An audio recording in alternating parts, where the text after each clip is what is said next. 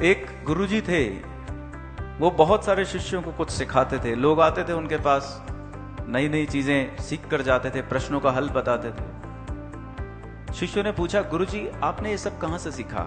आपके कोई गुरु हैं?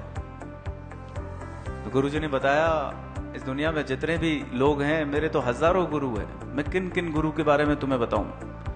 बोले कुछ गुरुओं के बारे में तो बताइए। गुरुजी ने कहा, मेरा पहला गुरु एक चोर था। तो शिष्य एकदम आश्चर्यचकित, कैसे?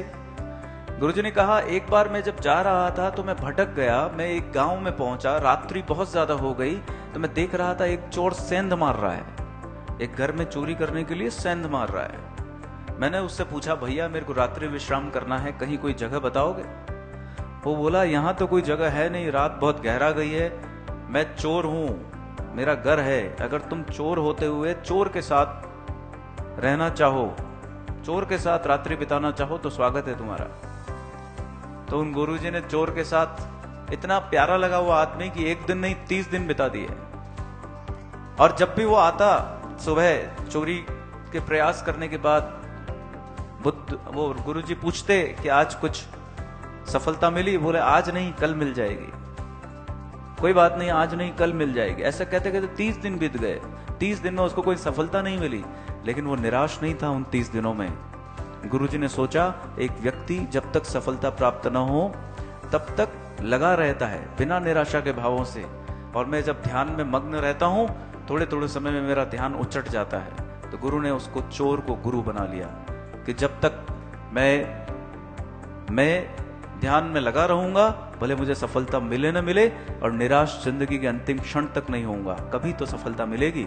चोर से ये पहली शिक्षा गुरुजी ने ग्रहण की। दूसरा उन्होंने पूछा कि दूसरा आपका गुरु कौन है? बोले दूसरा गुरु कुत्ता है मेरा। बोले कुत्ता कैसे? बोले एक बार मुझे प्यास लगी, बहुत तेज प्यासा था मैंने देखा एक कुत्ता एक नदी के मुहाने पर जाता है, उसे भी बहुत प्यास लगी थी। वो देखता है कि उस नदी में एक दूसरा कुत्ता भी है, उसको अपनी परछाई दिखती है उस नदी में। वो भौंकता है, पीछे हटता है। वो सोचता है अगर मैं नदी में से पानी पीऊंगा तो दूसरा कुत्ता जो नीचे बैठा है वो मुझे काट खा लेगा। वो भौंकता है, पीछे हटता है, भौंकता है, पीछे हटता है, लेकिन एक क्षण ऐसा आता है कि वो भय को छोड़कर उस कुत्ते से संग्राम करने के लिए, कुत्ते को हराने के लिए और पानी पीने के लिए उस नदी में कूद पड़ता है। और जब वो कूद जाता है तो उसकी परछाई गायब हो जाती है और वो पानी पी लेता है। उस कुत्ते से मैंने सीखा है कि कितनी भी बड़ी समस्या आ जाए, यदि आप उसके ऊपर आक्रमण कर दो, उसका मुकाबला करो, तो वो समस्या ही नहीं रहती। जो चीजें डराती है उसका मुकाबला करो, वो डर परछाई के रूप में कुछ ही समय में गायब हो जाता है। कुत्ते से गुरुजी ने एक नई शिक्षा प्राप्त की। हमारे लिए भी बहुत सारे ऐसे दृश्य हमारे सामने आते हैं ना, लेकिन हम क्या सीखते हैं?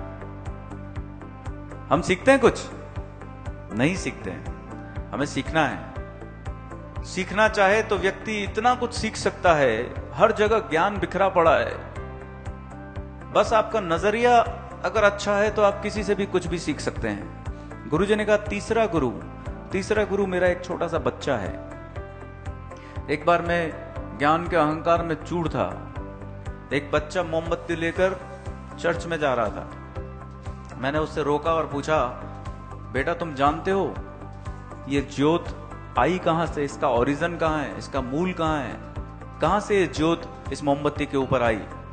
तो उसने फूंक मारकर कहा, गुरुजी आप बताइए ये ज्योत गई कहां? तो वो निरुत्तर हो गए। बोले इसका जवाब मैं क्या दूं, कहां गई? तो उनका अहंकार चूर चूर हो गया। उन्होंने सोचा कि मैं ही ज्ञानी नहीं हूं, ये छोटा बच्चा तो मुझसे ज्यादा ज्ञानी है। तो गुरुजी ने उस बच्चे को भी अपना गुरु बनाया कि अहंकार मत रखो ज्ञान का। ऐसे लोग गुरु बनाते हैं। आप में से, हम सब में से हर व्यक्ति के पास कोई न कोई ऐसा मार्गदर्शक, ऐसा पथ प्रदर्शक, एक गुरु जरूर होना चाहिए जो आपका हित चाहता हो, जो अपना हित नहीं चाहता हो।